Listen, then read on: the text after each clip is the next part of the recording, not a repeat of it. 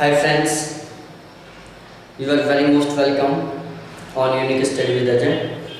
दोस्तों, इस चैनल के ऊपर मैं नेट जा फर्स्ट पेपर और ज्योग्राफी दोनों की बिल्कुल सिस्टमेटिक ढंग से क्लासेस चला रखा हूँ। तो आप मेरी ये सभी क्लासेस ज्वाइन कर सकते हो जो आपके लिए बहुत हेल्पफुल रहेंगे। देखो, जो मेरी ये ज्योग्राफी क्लासेज है वो assistant professor, college lecturer, school lecturer, NET JRF, SET, TGT, PGT, इन सभी एग्जाम्स के लिए बहुत इम्पोर्टेंट है। तो आप मेरी ये सभी क्लासेस ज्वाइन कर सकते हो यदि आप इनमें से किसी भी एक एग्जाम की प्रिपरेशन कर रहे हो। देखो, मैं यहाँ पर दोनों तरीके से क्लासेस चला रखा हूँ, ऑब्जेक्टिव और डेस्क्रिप्टिव। डेस्क्रिप्टिव टाइप से आज की मेरी ये क्लास रहेगी, इसका मैं ऑब्जेक्टिव आज इवनिंग में बनाऊंगा।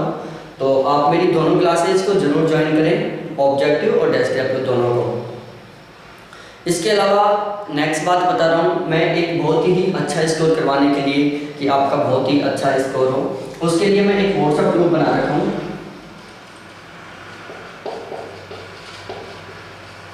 व्हाट्सएप ग्रुप एक व्हाट्सएप ग्रुप है, मेरा खुद का है उसमें, और उसमें 2-4 ऐसे कैंडिडेट्स हैं जिन्होंने अपना जेआरएफ क्वालिफाई कर रखा है। फर्स्ट पेपर में बहुत अच्छा स्कोर, ज्योग्राफी में उनका बहुत अच्छा स्कोर था। तो उस व्हाट्सएप ग्रुप में आप ऐड हो सकते हो। उसके कॉन्टैक्ट नंबर है 7891350479। ये उसके कॉन्टैक्ट नंबर हैं जिनके बेस पर वो आप उस व्हाट्सएप ग्रुप में ऐड हो सकते हैं। तो देखो, अब हम डायरेक्टली स्टार्ट करते हैं। आज एक न्यू टॉपिक है जहाँ से बहुत सी बार क्वेश्चन पूछे जाते हैं यूपीएससी के एग्जाम में, आरपीएससी के एग्जाम में, और इन सभी एग्जाम्स में क्वेश्चन पूछा जाता है उससे, वो है अर्थ मूवमेंट, जिसको हम भू संचलन बोलते हैं। अर्थ मूवमेंट, भू संचलन। यहाँ आज मैं आपको ये टॉपिक पढ़ाऊंगा, यहाँ से हर बार क्वेश्चन पूछा जाता है, और वो क्वेश्चन बहुत ही घुमा फिरा के पूछा जाता है, कई बार बहुत सिंपली तरीके से पूछा जाता है। हम बिल्कुल सारा पढ़ेंगे। डिफ़िकल्ट तरीके से पूछेगा तो वो कैसे पूछेगा, सिंपल तरीके से पूछेगा तो वो कैसे पूछेगा। तो यदि आप इस चैनल के ऊपर नए हो तो इसको ज़रूर सब्सक्राइब करो, अपने फ्रेंड्स के साथ इस वीडियो को शेयर करें और मेरी सभी क्लासेस को ज़रूर ज्वाइन करें। इससे पहले मैं इंडिया ज्योग्राफी, रीजनल प्लानिंग ये पढ़ा चुका हूँ, और जियोमॉर्फोलॉजी के मैं टोटल इससे पहले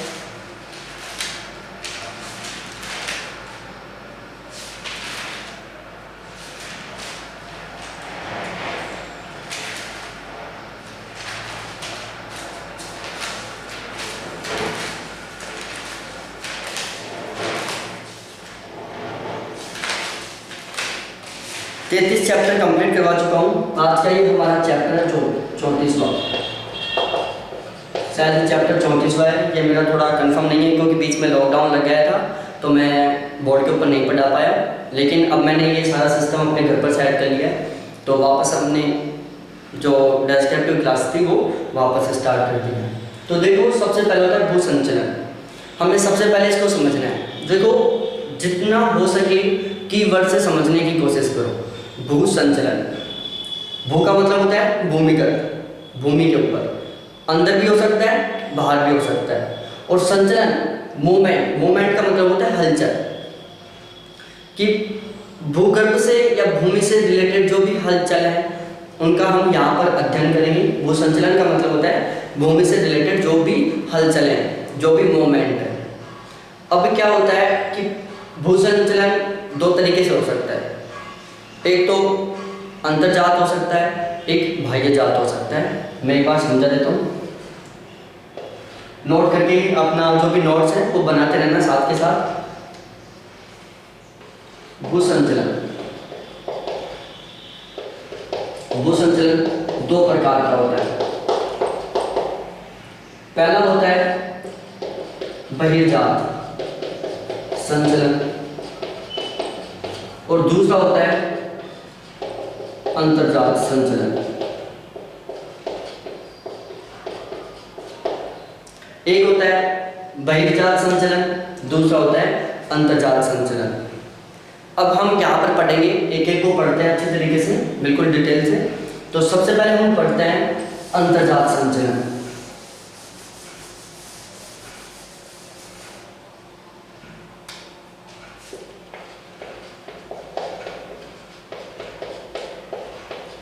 अंतर्जात संचलन, इसको एंडोजेनेटिक फोर्स भी बोलते हैं, एंडोजेनेटिक फोर्स, अंतर्जात संचलन। देखो अंतर्जात संचलन क्या होता है कि पृथ्वी की आंतरिक संरचना में, पृथ्वी की आंतरिक संरचना में होने वाले संचलन, पृथ्वी की जो आंतरिक संरचना है जिसको हम भूगर्भ बोलते हैं, उसमें होने वाले मूवमेंट या उसमें होने वाले संचलन ही क्या कहलाता है, अंतर्जात संचलन कहलाता है। पृथ्वी की आंतरिक संरचना में उत्पन्न होने वाले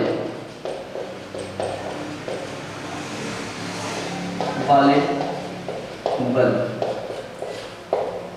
पृथ्वी की आंतरिक संरचना में उत्पन्न होने वाले बल ही क्या कहलाते हैं, अंतर्जात बल कहलाते हैं।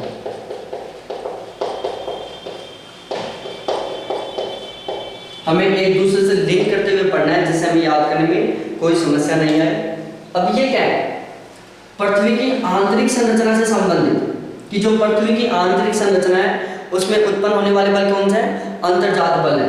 तो इनको हम बोल सकते हैं अंतर्जात बलों का संबंध, बलों का संबंध पृथ्वी के भूगर्भ से संबंधित है। बिल्कुल सीधी सी बात है कि जो अंतर्जात बल है वो पृथ्वी की आंतरिक संरचना में उत्पन्न होने वाले बल हैं, और पृथ्वी की आंतरिक संरचना को क्या बोलते हैं, पृथ्वी का भूगर्भ। तो एक तरीके से बोल सकते हैं कि जो एंडोजेनेटिक फोर्स होता है, अंतर्जात बल होता है, वो पृथ्वी के भूगर्भ से संबंधित है। अब जो अंतर्जात बल होता है, अंतर्जात बल से पृथ्वी में दो प्रकार के संचलन होते हैं। संचलन का आप परिवर्तन भी बोल सकते हो कि जो अंतर्जात बल होते हैं उससे पृथ्वी में दो प्रकार के परिवर्तन होते हैं। किसी भी चीज में देख लो आप, केवल परिवर्तन दो प्रकार से हो सकते हैं, या तो ऊपर से नीचे की ओर या आगे से पीछे की ओर। तो एक तो परिवर्तन कौन सा है, लंबवत है,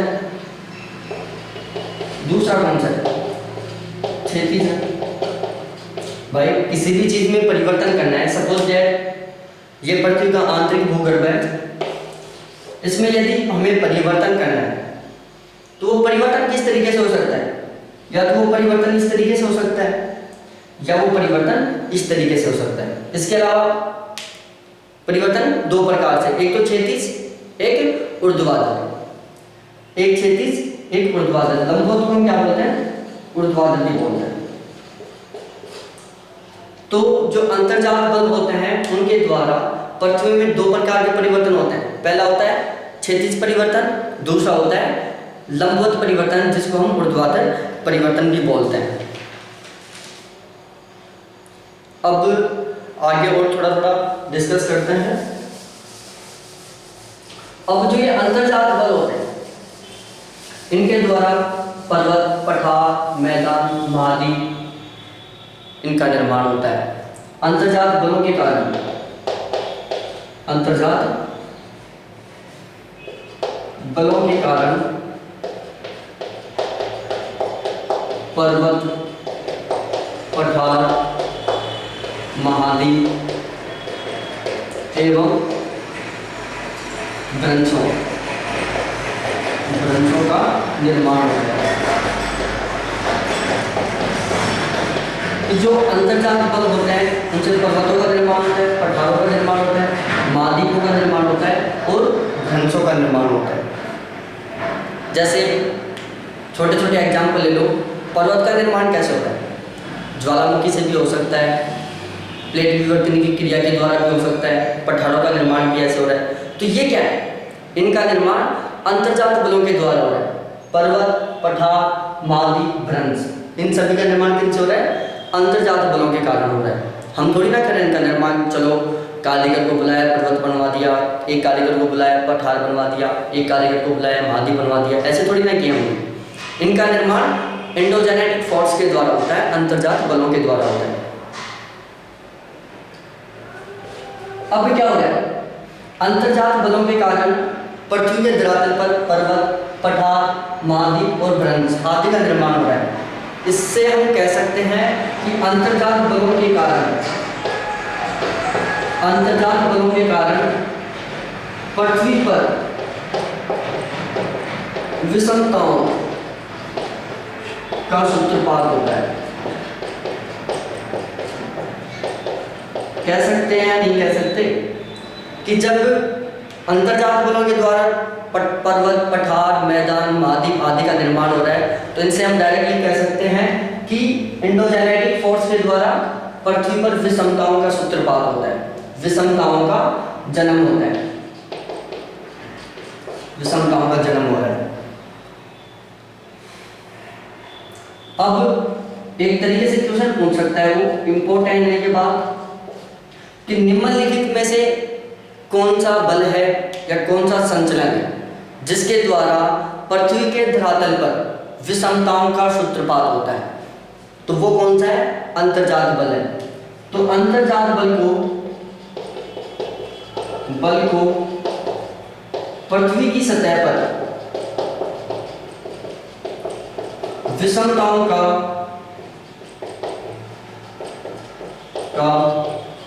सूत्रपात करने वाला बल भी कहते हैं। कि अंतर्जात बल को पृथ्वी की सतह पर विषमताओं का सूत्रपात करने वाला बल भी कहते हैं। बिल्कुल सिंपल बातें हैं, एक दूसरे से लिंक होती हुई बातें हैं ये सारी। अब भू संचलन होता है पृथ्वी के अंदर, पृथ्वी के बाहर भी होता है, लेकिन जो भू संचलन होता है वो क्यों हो रहा है? भाई पृथ्वी के अंदर मूवमेंट हो रहा है, हलचल हो रही है, वो क्यों हो रही है? भू संचलन किसकी वजह से हो रहा है? उसका कुछ ना कुछ तो ऐसा कारण होगा जिसकी वजह से भू संचलन हो रहा है। तो अब हम पढ़ते हैं भू संचलन के कारण। भू संचलन के कारण बहुत इंपॉर्टेंट है, ये भी एग्जाम में पूछा जाता है यहाँ से क्वेश्चन कि भू संचलन के कारण कौन कौन से हैं। तो सबसे पहला होता है पृथ्वी के आंतरिक भाग में तापीय विषमता। पृथ्वी के आंतरिक भाग में तापीय विषमताओं के कारण, तापीय अंतर के कारण भू संचलन का निर्माण होता है या भू संचलन की उत्पत्ति होती है। दूसरा होता है चट्टानों के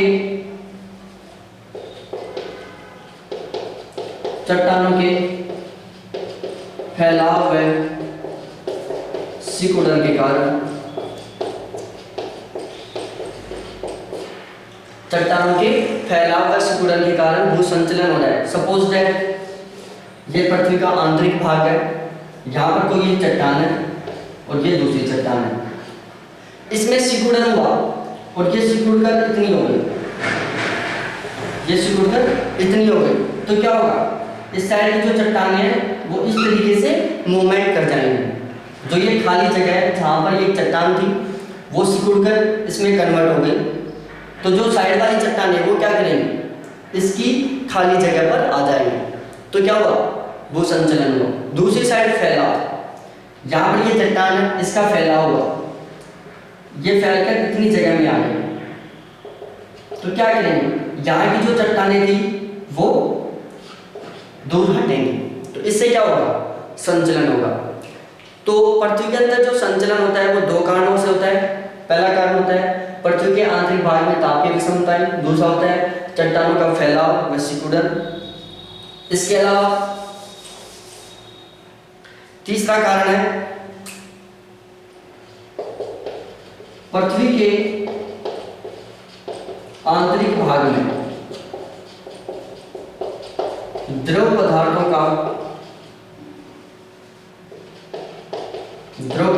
का स्थानांतरण। पृथ्वी के आंतरिक भाग में द्रव पदार्थों का जब स्थानांतरण होता है, यह पृथ्वी की आंतरिक संरचना है। यहाँ पर कोई लिक्विड भरा हुआ था, इस तरीके से ये लिक्विड भरा हुआ है, ये लिक्विड बह के यहाँ पर आ गया, यहाँ पर आ गया ये लिक्विड बहकर। तो क्या होगा, यहाँ से ये लिक्विड बहकर यहाँ पर आ गया, तो यहाँ पर क्या हुआ, खाली स्थान हो गया, इस पर ये चट्टानें इस तरीके से आ जाएंगी। अब ये द्रव कहाँ है, यहाँ पर आया, तो यहाँ से चट्टानें दूर जाएंगी क्योंकि यहाँ पर ये लिक्विड भरेगा। तो ये तीन मुख्य कारण हैं जिनकी वजह से भू संचलन होता है। उसके बाद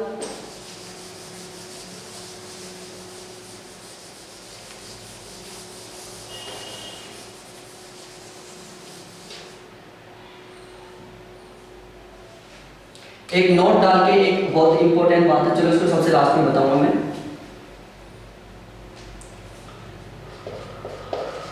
तीव्रता के आधार पर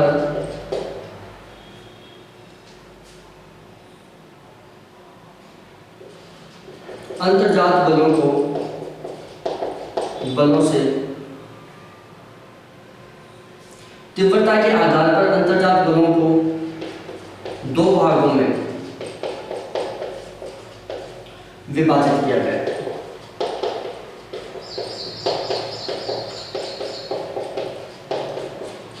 तीव्रता के आधार पर जो अंतर्जात बल थे उन्हें दो भागों में विभाजित किया गया है। पहला होता है पटल विरूपण बल, दूसरा होता है आकस्मिक बल। और जो आकस्मिक बल होता है उसको हम बोलते हैं तीव्र गति बल, और जो पटल विरूपण बल है इसको बोलते हैं हम मंद गति बल। क्या बोलते हैं, मंद गति बल। एक होता है आकस्मिक बल जिसको हम तीव्र गति बल बोलते हैं, दूसरा होता है पटल विरूपण बल जिसको हम मंद गति बल बोलते हैं। ये दो बल होते हैं। अब हम इसको डिटेल से पढ़ते हैं थोड़ा थोड़ा। तो सबसे पहले हम पढ़ते हैं पटल विरूपण बल के बारे में, जिसको हम क्या बोलते हैं, मंद गति बल बोलते हैं। जो पटल विरूपण बल होता है इसमें अंतर्जात शक्तियां बहुत मंद गति से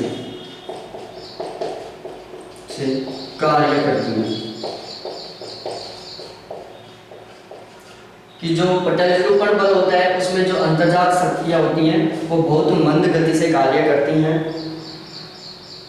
अब जब ये शक्तियां बहुत मंद गति से कार्य कर रही हैं तो ये किसी भी काम को करने में क्या लेंगी, बहुत लंबा समय लेंगी।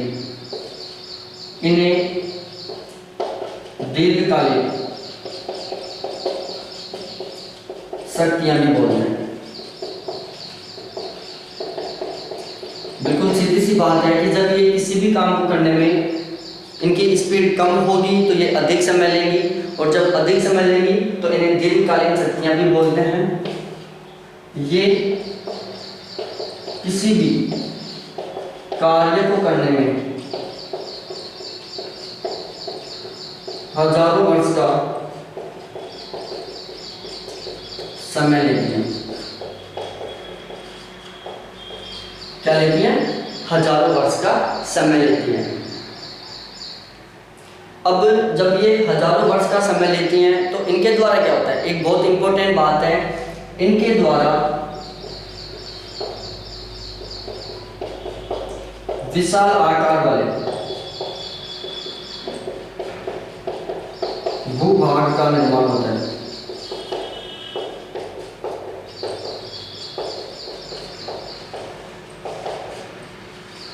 कि जो पटल विरूपण बल होता है इसके द्वारा क्या होता है, विशाल आकार वाले भूभाग का निर्माण होता है, या विशाल आकार वाले स्थलभूम का निर्माण होता है। बात एक ही है।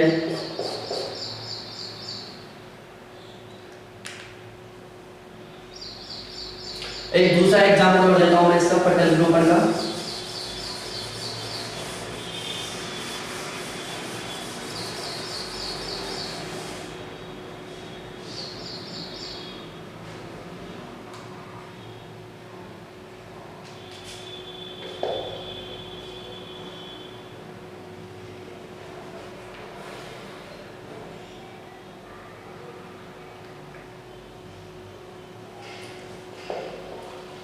पृथ्वी के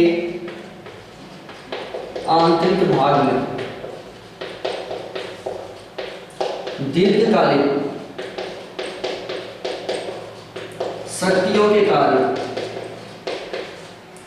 पृथ्वी के आंतरिक भाग में दीर्घकालीन शक्तियों के कारण पृथ्वी का विशाल भूभाग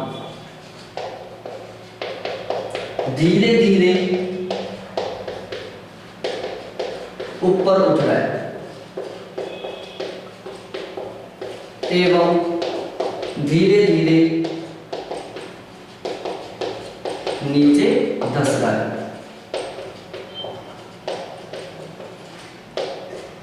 कि पृथ्वी के आंतरिक भाग में दीर्घकालीन शक्तियां, जिसको हम क्या बोलते हैं, पटल विरूपण शक्तियां, कि पृथ्वी के आंतरिक भाग में दीर्घकालीन शक्तियां या पटल विरूपण शक्तियों के कारण पृथ्वी का विशाल भूभाग धीरे धीरे ऊपर उठ रहा है और धीरे धीरे नीचे धंस रहा है। अब उसके बाद हम बात करते हैं, नेक्स्ट पॉइंट है क्षेत्रीय विस्तार। क्षेत्रीय विस्तार के आधार पर पटल विरूपण संचलन को दो भागों में विभाजित किया गया है।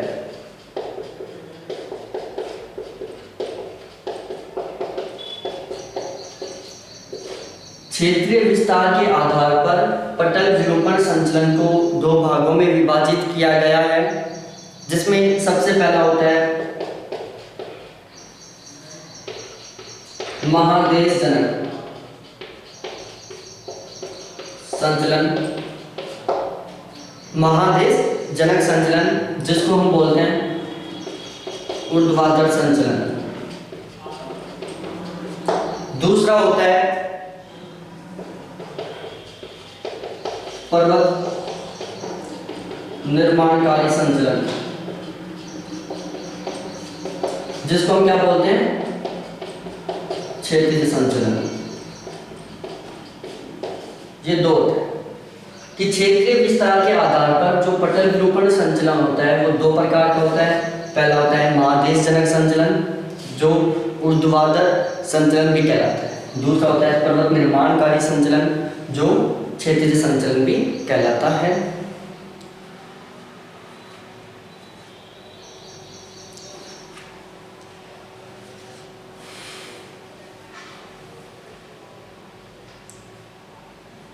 अब हम बात करते हैं बिल्कुल एक एक को लेके वापस। तो सबसे पहले हम लेते हैं महादेश जनक संचलन।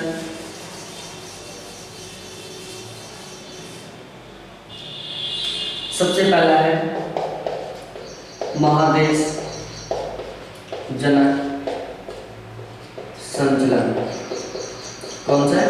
महादेश जनक संचलन, जिसको महादेश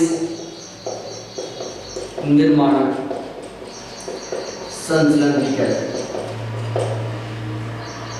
जो महादेश जनक संचलन है इसको महादेश निर्माणक संचलन भी कहते हैं। इसके कारण महाद्वीप, पर्वत, पठार, मैदान आदि का निर्माण होता है। जो महादेशजनक संचलन है इसके कारण महाद्वीप, पर्वत, पठार और मैदान आदि का निर्माण होता है।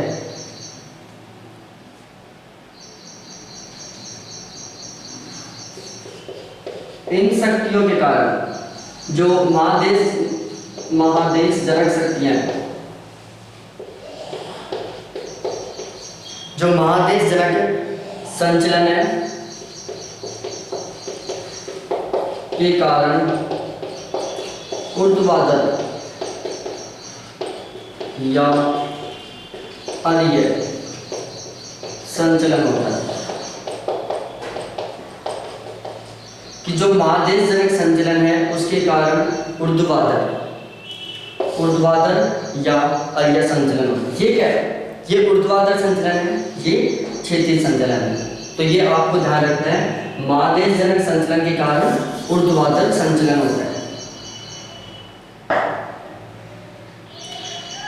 इस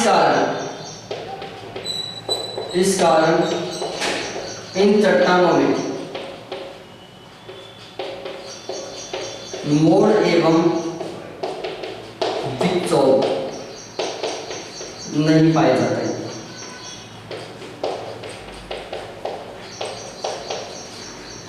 कि जो महादेशजनक संचलन है इसमें ऊर्ध्वाधर संचलन होता है जिसको हम अरीय संचलन भी बोलते हैं, और इसी ही कारण इन चट्टानों में मोड़ और विक्षोभ नहीं पाए जाते। क्वेश्चन आ जाता है कि जो महादेशजनक संचलन होता है उसमें किस कारण से मोड़ एवं विक्षोभ नहीं पाए जाते, तो उसका सबसे बड़ा कारण है ऊर्ध्वाधर या अरीय संचलन। इस संचलन से महाद्वीपों में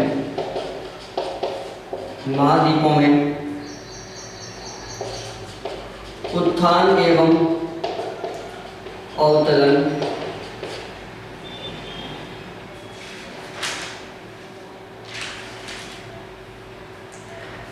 तथा निर्गमन एवं निमज्जन की क्रियाएं होती हैं।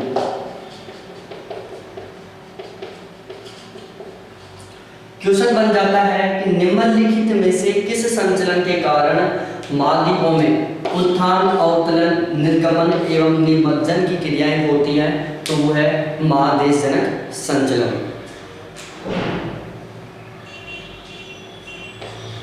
दिशा के आधार पर महादेशजनक संचलन को दो भागों में विभाजित किया गया है।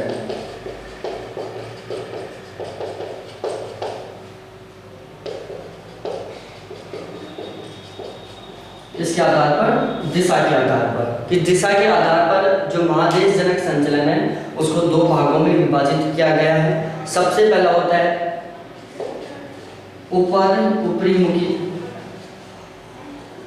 मुखी संचलन,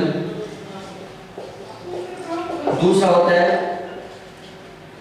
अधोमुखी संचलन। दिशा के आधार पर महादेशजनक संचलन में दो प्रकार के संचलन होते हैं। एक होता है अधोमुखी और दूसरा होता है ऊपरीमुखी। अब हम इनको डिटेल से पढ़ते हैं कि अधोमुखी क्या होता है और ऊपरीमुखी क्या होता है।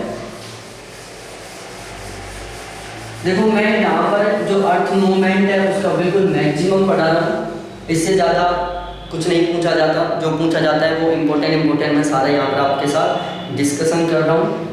सबसे पहला है ऊपरीमुखी संचलन, जिसको हम अपवार्ड बोलते हैं। इंग्लिश में इसको अपवार्ड बोलते हैं, ऊपरीमुखी संचलन। अब इस संचलन के कारण महाद्वीपों में दो प्रकार के उत्थान होता है। जो ऊपरी मुखी संचलन है, इसके कारण महाद्वीपों में दो प्रकार के उत्थान होते हैं। सबसे पहला होता है उत्थान। सबसे पहला क्या है? उत्थान ही है कि महाद्वीपों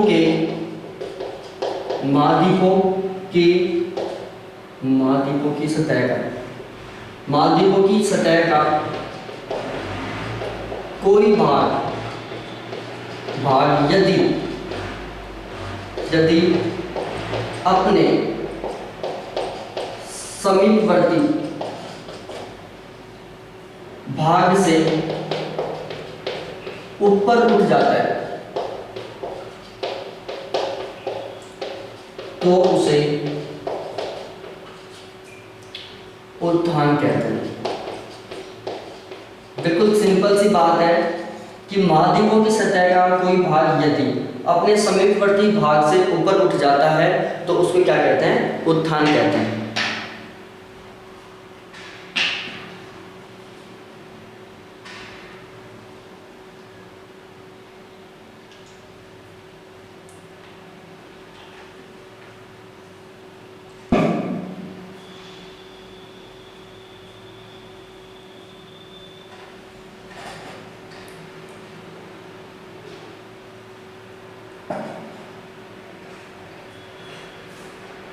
इसको क्या कहते हैं? उत्थान कहते हैं। दूसरा होता है निर्गमन। क्या है? निर्गमन। यदि महाद्वीपों के तटीय भाग जो पहले जलमग्न था, जो कभी जलमग्न था, कि यदि महाद्वीपों के तटीय भाग जो कभी जलमग्न था का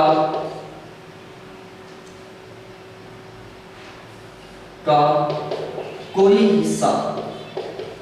हिस्सा या भाग अपने समीपवर्ती क्षेत्र से ऊपर उठ जाता है तो उसे निर्गमन कहते हैं।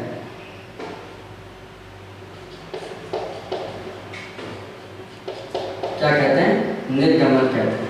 ये एक बहुत सिंपल सी बातें हैं, इनको मैं एक डायग्राम से समझा देता हूँ आपको, जिससे आपका बिल्कुल कंफ्यूज क्लियर हो जाएगा।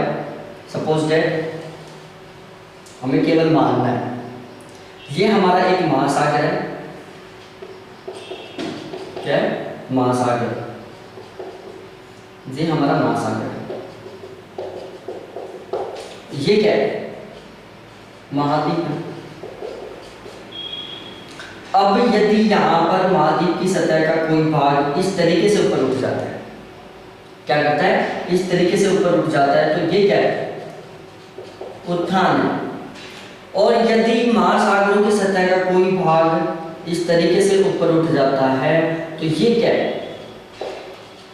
निर्गमन है। बिल्कुल सिंपल सा है, कोई समझने का नहीं। जब आप इस डायग्राम को समझ जाओगे ये तो आपको रटने की कोई जरूरत नहीं है। महाद्वीपों की सतह का भाग जब ऊपर उठ जाता है तो उसको क्या बोलते हैं? उत्थान कहते हैं। महासागरों के तटीय क्षेत्र या महाद्वीपों के तटीय क्षेत्र का कोई भी भाग जब अपने समीपवर्ती क्षेत्र से ऊपर उठ जाता है तो उसको निर्गमन कहते हैं। बहुत सिंपल सा था, अच्छी तरीके से समझ में आ गया होगा। उसके बाद नेक्स्ट होता है अधोमुखी। हम अब अधोमुखी के ऊपर डिस्कस करेंगे कि अधोमुखी में क्या होता है, जिसको हम इंग्लिश में डाउनवर्ड बोलते हैं। दूसरा है अधोमुखी, जिसको हम डाउनवर्ड बोलते हैं। अधोमुखी। इस संचलन के कारण महाद्वीपों में, महाद्वीप या भागों में दो प्रकार के दशा होते हैं।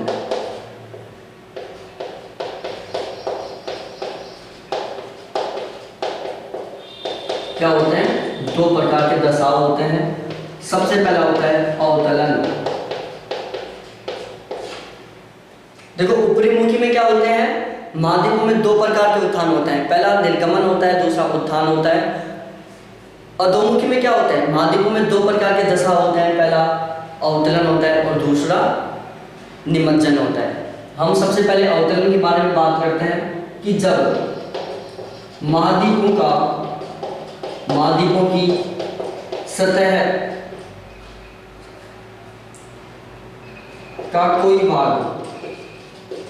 भाग अपने समीपवर्ती क्षेत्र से नीचे धंस जाता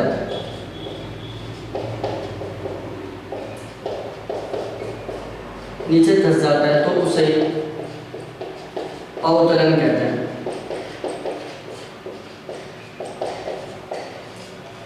अवतलन में क्या होता है कि जब महाद्वीपों की सतह का कोई भाग अपने समीपवर्ती क्षेत्र से नीचे धंस जाता है तो उसको अवतलन कहते हैं। दूसरा होता है निमज्जन। निमज्जन क्या होता है, निमज्जन क्या होता है कि जब महासागरों की सतह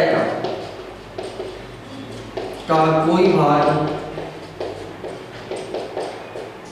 महासागर की सतह का कोई भाग, यहाँ पर एक महासागर या तटीय क्षेत्र की सतह का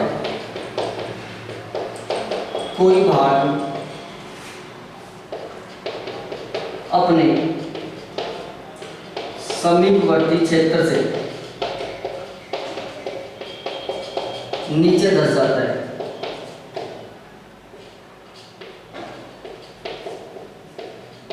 है, तो उसे निमज्जन कहते हैं। क्या कहते हैं, निमज्जन कहते हैं।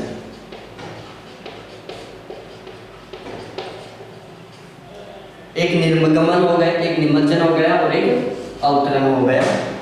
एक डायग्राम, ये क्या है, ये महाद्वीप है, ये महासागर है। ये क्या है, एक महाद्वीप है और ये एक महासागर है। अब यदि महाद्वीपों का कोई सतही भाग इस तरीके से नीचे धंस जाता है, ये क्या है, अवतलन है। और यदि महासागरों की सतह का कोई भाग इस तरीके से नीचे धंस जाता है, ये क्या है,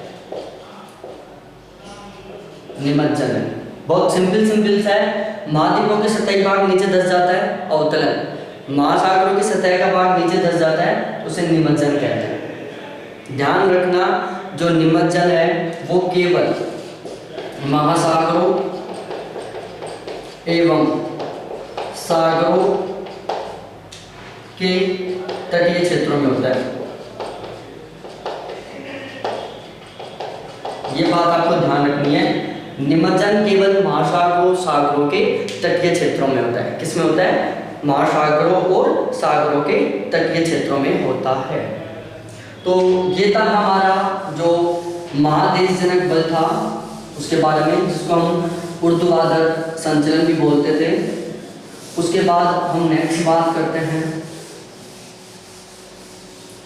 बिल्कुल इसी तरीके का एक बहुत ही सिंपल सा टॉपिक है। उसके ऊपर आपको अच्छी तरीके से समझ में आ रहा होगा। कहीं यदि आप कंफ्यूज हो रहे हो, मेरे को कमेंट करके ज़रूर बताएं। मेरे में कोई यदि आपको लग रहा है कि ये सुधार करना चाहिए, वो मेरे को कमेंट करके ज़रूर बताएं। और ध्यान रखना, मैं रेगुलर नाइट को 10 से 10:30 तक एक लाइव क्लास चलाता हूँ, प्रॉब्लम सॉल्यूशन क्लास। तो आप उस क्लास को ज्वाइन करने की कोशिश करें। उसमें आपकी जो भी प्रॉब्लम्स हैं वो मेरे साथ कमेंट करके ज़रूर शेयर करें। मैं वहाँ पर आपकी सभी समस्याओं का किसी ना किसी तरीके से 100% सॉल्यूशन करूँगा। आपकी वो समस्याएं ज्योग्राफी से रिलेटेड कैसे भी हो सकती हैं कि कौन सी बुक सबसे ज़्यादा बेस्ट है, कोई टॉपिक से रिलेटेड प्रॉब्लम हो सकती है, कैसी भी प्रॉब्लम मैं 100% सॉल्व करने की कोशिश करूँगा। इसके अलावा यदि आपकी फर्स्ट पेपर नेट JRF के फर्स्ट पेपर से रिलेटेड भी कोई समस्या है तो भी आप मेरे से डिस्कस कर सकते हो, क्योंकि मैं दोनों पेपर पढ़ा रहा हूँ यहाँ पर। तो अब हम बात करते हैं पर्वत निर्माणकारी बलों के बारे में। बी है पर्वत निर्माणकारी या क्षैतिज संचलन। क्या है? पर्वत निर्माणकारी या क्षैतिज संचलन। ये क्या होता है? जो पर्वत निर्माणकारी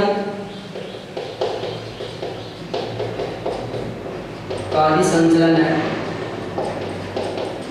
जो पर्वत निर्माणकारी संचलन है वो ये क्षैतिज एवं स्पर्शीय शक्तियों के कारण उत्पन्न होता है।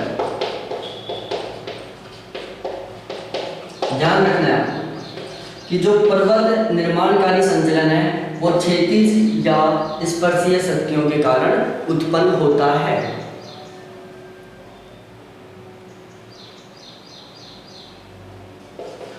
ऐसी शक्तियों के कारण चट्टानों में दो प्रकार की स्थितियां उत्पन्न होती हैं।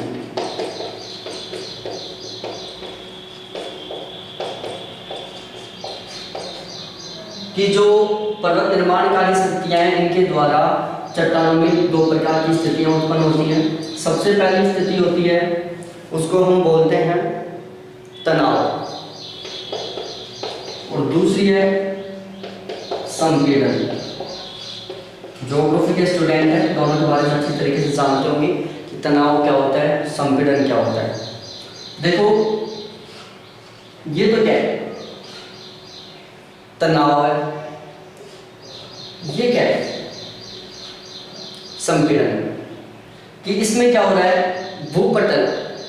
भूपृष्ठ की चट्टानें एक दूसरे के विपरीत दिशा में जा रही हैं। एक इस डायरेक्शन में जा रही है और एक इस डायरेक्शन में जा रही है। दूसरा होता है संपीड़न। संपीड़न में क्या होता है, इसमें भूपटल की चट्टानें केंद्र की ओर, किसकी ओर, ये यहाँ पर सेंटर है, केंद्र की ओर गति कर रही है, एक दूसरे की ओर गति कर रही है। आप किसी भी तरीके से समझ सकते हो। दोनों मेरे हाथ हैं, एक ये चट्टान है, एक ये चट्टान है। यदि ये वाली कंडीशन है, कौन सी, ये वाली कंडीशन है, तो ये कौन सी है, संपीड़न की है। और यदि ये वाली कंडीशन है, दूर जाने वाली कंडीशन, ये क्या है, तनाव है। किसी चीज में खींचने से क्या होता है, तनाव पैदा होता है, और दबाने से क्या होता है, संपीड़न होता है। इसको हम बोल सकते हैं खिंचाव, और संपीड़न को क्या बोल सकते हैं, दबाव। दबाव के कारण संपीड़न होता है, खिंचाव के कारण तनाव पैदा होता है।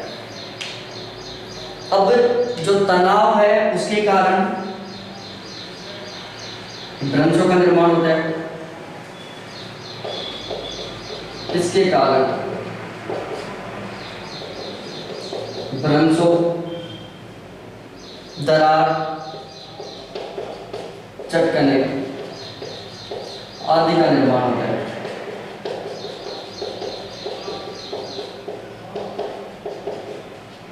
जो तनाव होता है उसके कारण भ्रंश, दरार और चटकन, इन तीनों का निर्माण होता है। और जो संपीड़न होता है इसके कारण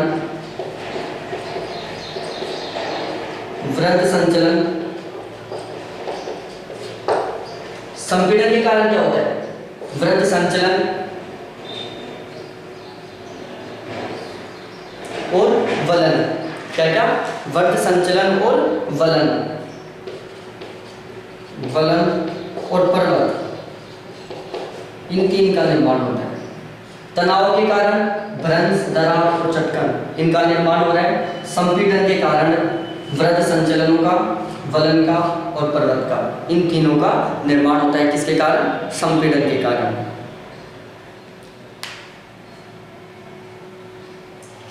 एक इम्पोर्टेंट बात है, जो नोट हैं, जो इम्पोर्टेंट बातें हैं वो आपको मैं एक साथ लिखवा दूंगा लास्ट में, तो आप उनको अच्छी तरीके से पढ़ लेना। बहुत इम्पोर्टेंट सारे फैक्ट्स रहेंगे वो। तो अब मैं जो नोट थे वो लिखा देता हूँ, ध्यान रखना इनको, नोट डाल के लिखवा रहा हूँ मैं। सबसे पहला नोट है,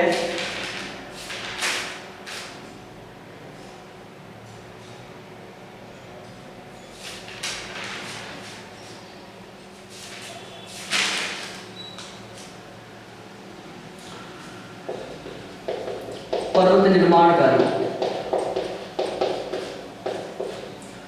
पर्वत निर्माणकारी भूसंचलन, पर्वत निर्माणकारी भूसंचलन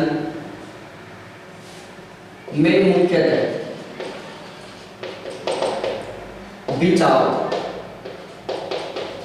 बिछाव या धसाव या संपीड़न की भूमिका होती है।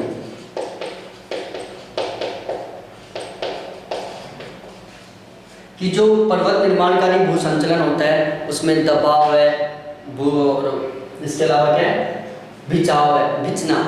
हम किसी चीज़ को भींचते हैं ना इस तरीके से, उसका आदि का महत्वपूर्ण योगदान होता है। बाकी में साइड आ लेता हूँ मैं थोड़ी सी।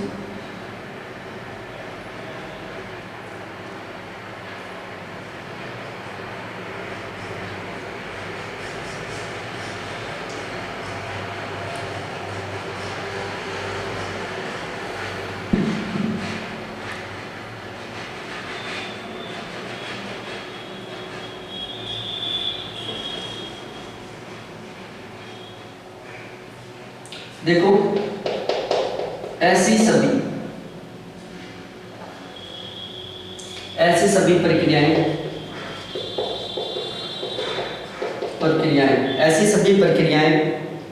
जो भूप्रपट्टी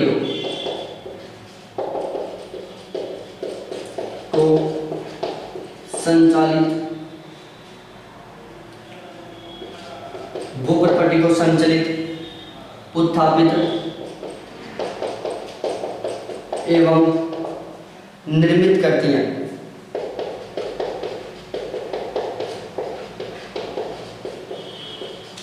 पटल विरूपण के अंतर्गत आती है। कि ऐसी सभी प्रक्रियाएं जो भूप्रपट्टी को संचालित करती हैं, उत्थापित करती हैं एवं निर्मित करती हैं, ये सभी की सभी भूपटल विरूपण के अंतर्गत आती है। किसके अंतर्गत आती है? भूपटल विरूपण के अंतर्गत आती हैं। पटल विरूपण के अंतर्गत आने वाली क्रियाएं, बहुत इंपॉर्टेंट क्वेश्चन है, या ये क्वेश्चन कई बार पूछा जा चुका है। इसमें सबसे पहला क्या है?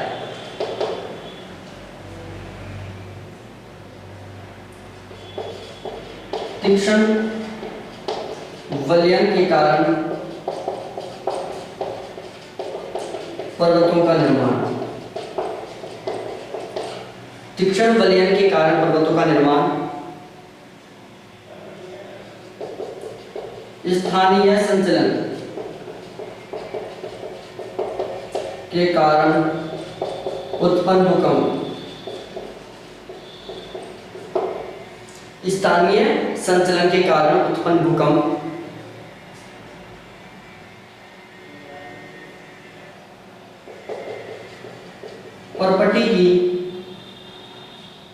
परपट्टी के क्षैतिज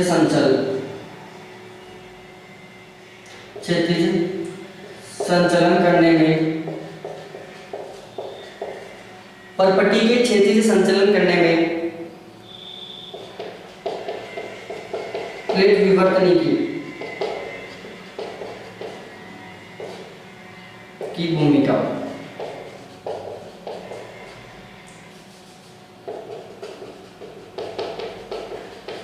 तीसरा क्या है? परपट्टी के क्षैतिज संचलन करने में प्लेट विवर्तनिकी की भूमिका। और चौथा है धरातल के उत्थान एवं विकृति में, उत्थान एवं विकृति में मादी रचना संबंधी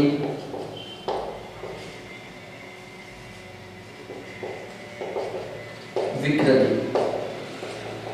ये तीन टोटल 4 पॉइंट है जो पटल विरूपण के अंतर्गत होने वाली क्रियाओं में शामिल है। पहला है तीक्ष्ण वलयन के कारण पर्वतों का निर्माण। दूसरा है स्थानीय संचलन के कारण उत्पन्न भूकंप। तीसरा है परपट्टी के क्षैतिज संचलन करने में प्लेट विवर्तनिकी की भूमिका। और चौथा है धरातल के उत्थान एवं विकृति में महाद्वीप की रचना संबंधित विकृति। तो ये चारों आपको अच्छे तरीके से याद करना है, बहुत ही डिटेल से, ज़्यादा डिफिकल्ट नहीं है, बहुत सिंपल से लैंग्वेज में मैं आपको समझा रहा हूँ। और यदि आपको लग रहा है कि मेरे को और भी कुछ सुधार करना चाहिए, कमेंट करके जरूर बताएं।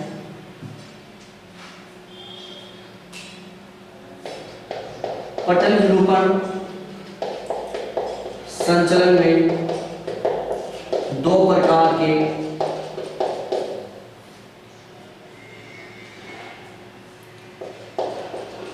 संचलन आते हैं। पटल विरूपण संचलन में 2 प्रकार के संचलन आते हैं। पहला होता है लंबवत संचलन, जिसको हम ऊर्ध्वाधर संचलन भी बोलते हैं। और दूसरा आता है क्षैतिज संचलन। एक क्षैतिज संचलन आता है, दूसरा लंबवत या ऊर्ध्वाधर संचलन आता है। लंबवत या जो ऊर्ध्वाधर संचलन होता है इसको हम महाद्वीप निर्माण कार्य बोलते हैं। और दूसरा होता है क्षैतिज संचलन, इसको हम पर्वत निर्माण कार्य बोलते हैं। जो क्षैतिज संचलन होता है उसको हम पर्वत निर्माण कार्य बोलते हैं। और जो लंबवत संचलन होता है जिसको हम ऊर्ध्वाधर संचलन बोलते हैं उसमें महाद्वीप निर्माण कार्य होता है। तो ये हो गया हमारा पटल विरूपण, जिसको हम निम्न गति संचलन भी बोलते हैं। उसके बाद आता है आकस्मिक गति संचलन। क्या आता है? आकस्मिक गति संचलन।